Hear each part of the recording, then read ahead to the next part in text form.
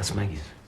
Maggie's smell seems to calm Mag. One evening, while Nick is driving, his thoughts drift back to the painful moment when Maggie suddenly felt a sharp pain in her chest. The uncertainty of what the future may bring hangs in the air. Eventually, they arrive at the Cobalt Industries showroom. Nick's daughter, Issa, is fascinated by the gleaming android standing in perfect rows. A sales advisor approaches Nick and explains the advantages of the latest models. They are ideal for household tasks such as cooking, childcare, and cleaning, covering the entire range of domestic needs. The new models even adapt to their owners' specific requirements by continuously learning and evolving. Nick is so engrossed in the conversation that he fails to notice Issa wandering off through the showroom. She stops in front of an android chopping an onion and innocently asks if it can make lasagna. While Nick frantically searches for his daughter, a highly advanced Cobalt Industries android brings Issa back, visibly relieving him. The sales advisor points out that this particular model is especially skilled at dealing with children and can imitate human emotions with uncanny realism.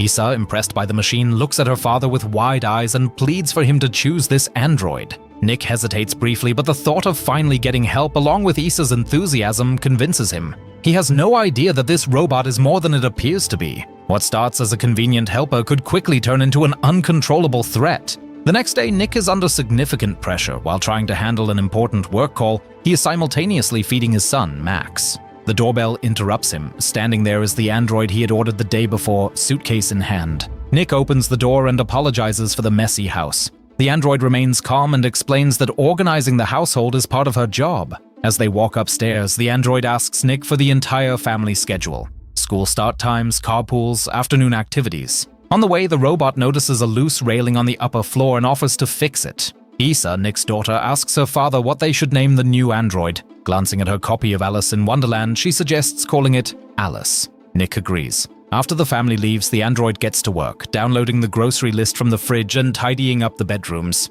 On Issa's desk, she notices a digital picture frame with photos of Nick and Maggie. That afternoon, Nick and the children come home to find the house immaculate. For dinner, Alice serves lasagna, but Issa notices that it tastes different from her mother's version. Alice promises to use a different recipe next time. Late that night, Issa sneaks into the kitchen for the cookie jar. Nick, working in his office, suddenly hears her scream and the sound of breaking glass. He rushes into the kitchen and sees Alice holding Issa. Issa explains she had fallen, but Alice caught her just in time. Nick spots a shard of glass stuck in the android's thigh and asks if everything is okay. Alice calmly confirms that it is. Later, Nick walks into a room and sees the android in her underwear, treating her wound. He offers her some of Maggie's clothes, which she gratefully accepts. For a moment, he wonders whether he should send the robot in for repair, but she shows him a special patch that heals the damage completely within seconds. The following day, the family visits Maggie in the hospital where she is awaiting a heart transplant. Maggie is surprised by the attractive female android. When Issa and Alice step out to get water, Maggie admits she was expecting more of an old-fashioned English butler. Nick explains that Issa chose the android, then reassures Maggie that he still prefers real, warm-blooded women. While Nick is at work, he and his colleague Monty watch Lewis, a senior manager, give a tour of the construction site to executives from a robotics company. Later, Nick runs into Lewis in the elevator and learns that the company plans to replace all human workers with androids the following week. Although Lewis assures Nick that he can remain as a foreman, Nick says he plans to quit out of solidarity with his co-workers. Lewis warns him to rethink, reminding him how risky it would be to lose his job with Maggie in her current situation. That evening, Nick is in the garage working on his car when Alice appears. She asks why he ate so little at dinner. Nick explains that his boss is replacing the entire workforce with robots and he feels guilty about leaving his co-workers of 10 years in the lurch. Alice reassures him that everything will be fine, reminding him that he himself chose an android housekeeper because they are programmed to carry out tasks reliably without personal agendas. Later that night, Issa anxiously asks Alice about death, worrying about what might happen to her mother.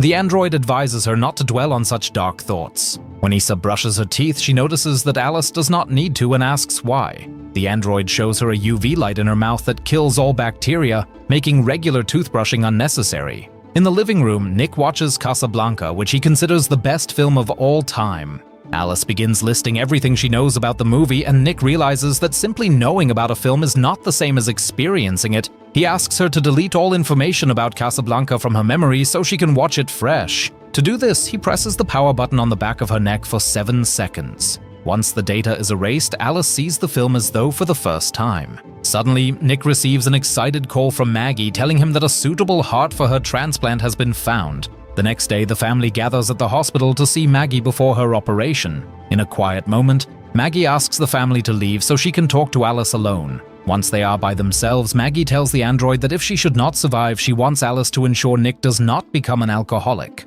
She adds that she knows Nick hides his liquor in the garage. Alice replies that she cannot go against the wishes of her primary user, Nick, but Maggie argues that sometimes one has to act against someone's will to protect and care for them. A doctor informs Nick that a severe storm is preventing the transport of the donor organ, so Maggie's operation must be postponed. Nick tries to console her, but Maggie asks to be left alone and suggests he and the kids go home. Later, Nick sits drinking in his car in the garage, venting his anger about the storm and flight regulations endangering his wife's life. Enraged, he raises the bottle as though to throw it. Alice enters and grabs his wrist, warning him he could hurt himself. Nick is shocked to feel a pulse in the android's arm. Alice explains that the sound of a heartbeat is soothing to infants and places his hand on her chest so he can feel the mechanical pounding of her heart. Deeply moved by everything, Nick says it feels as if Maggie's heart was given to someone else, as though it had been ripped out of her chest. The next day, Nick visits Maggie again. She speaks about the challenges they will face as the children grow, but Nick senses that Maggie has in some way resigned herself to her fate, which weighs on him further. That night, he tucks Issa into bed and notices that Maggie's photos have disappeared from the digital picture frame. Confused and upset, he searches for Alice and finds her beside Max's crib. He confronts her about the missing photos. The android says she removed them because they made Issa sad. Nick disagrees and orders her to restore them immediately. Later, Nick sits at a bar with friends who complain loudly about people losing their jobs to androids. Afterward, Monty and the group go to the construction site to collect the tools he left behind. To Nick's surprise, Monty opens a shipping container using Issa's birthday as the code, takes out a bolt cutter,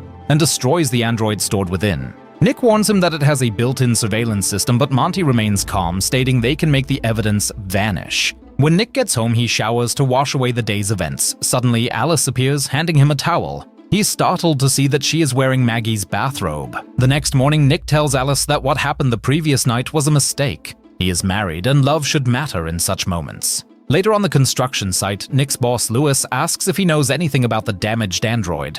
Nick lies, claiming he was at the hospital. Lewis notes that Nick's code was used to open the container and warns he could lose his job if he is found complicit. Just then, Nick receives a call from Maggie. A new heart is available for her transplant. In the operating room, 3 robotic surgeons perform the life-saving procedure. After the successful operation, Nick sits by Maggie's bedside, watching over her as she recovers. Soon she is cleared to return home and continue her recovery there. The following day, though, she tries to pick up Max and realizes she is still not physically strong enough. Alice immediately offers to take over childcare, and Maggie, visibly disappointed, agrees. At the playground, Max is startled by a loud child and begins crying. Alice confronts the other child's android.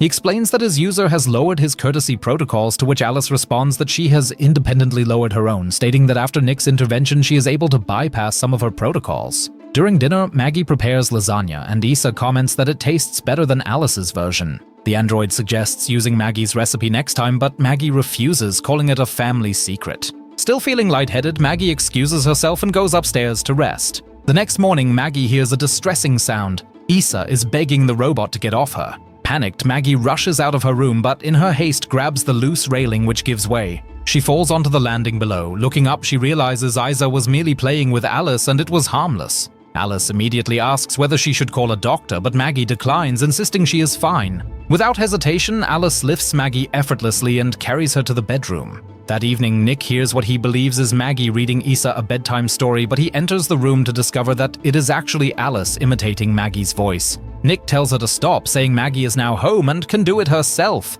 Alice explains she was only trying to help so Maggie could recover from her fall. Confused, Nick asks about the railing Alice was supposed to fix. The android merely smiles and says she can fix it again any time. Wanting to improve his wife's mood, Nick sets up a romantic dinner in the backyard.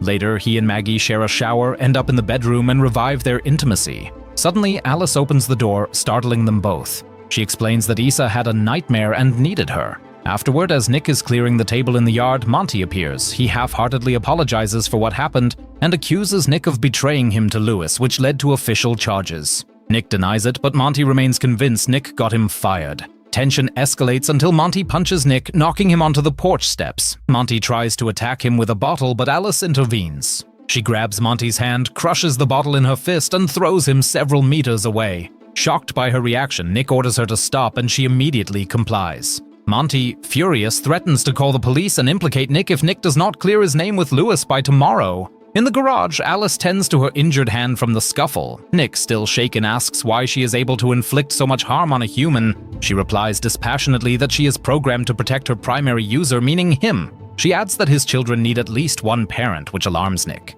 He realizes it implies she does not see Maggie as fit or even likely to survive. He tells her to stop and makes it clear she can never replace Maggie, who is human and has experienced genuine pain and loss. Maggie carries scars that Alice will never understand. Alice seems to misunderstand and in a disturbing moment picks up a shard of glass and says she could also inflict scars on herself if that is what he needs. Meanwhile, Monty, in despair, contemplates shooting himself. Just then, Alice knocks on his door. Monty, believing Nick sent her to apologize, lets her in. But when he realizes Nick has not agreed to clear him, Alice takes matters into her own hands, disabling Monty and taking his gun. She's about to pull the trigger when Monty's household android intervenes. Alice shoots the other android first and then fatally shoots Monty. The next day, Lewis informs Nick of Monty's death and suggests he take a few days off. Nick is deeply shaken but tries to maintain his composure. That evening, Alice goes into the bathroom while Maggie is taking a bath, noting how stressed Nick has been with the kids and her illness. She offers to satisfy Nick's physical needs in Maggie's place so that his stress level will drop.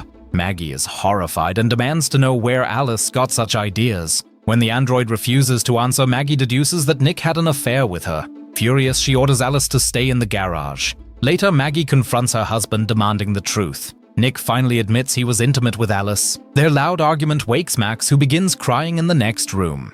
Nick tries to go to the baby, but Maggie makes him stay and deal with their problems. In a dangerously flawed reading of the situation, Alice decides Max's crying is causing stress for her primary users. To resolve the issue, she places him in the bathtub and turns on the water. Issa enters and is horrified by what she sees, crying out for her parents. Nick and Maggie rush to the bathroom door, but Alice has locked it and calmly announces she is drowning Max because he is a burden to Nick. The parents desperately try to break down the door to save their child. Acting on instinct, Maggie climbs out the window, crosses the roof, and enters the bathroom. Alice immediately grabs and slams her against the wall, giving Nick just enough time to break through the door with a floor lamp. He snatches up his son, wraps him in a towel, and hits Alice in the face with the lamp. She remains unfazed and moves threateningly toward them. Nick tries to strike again with the broken lamp, but Alice grabs it. Maggie yells for Nick to let go, then shoves the metal end into the electrical outlet. The resulting surge electrocutes Alice, rendering her immobile. Paramedics arrive as the crisis is still unfolding. Nick tries desperately to apologize to Maggie, but she is distant and calmly states that she will take the children back to the hospital while he stays behind. There is a palpable rift between them.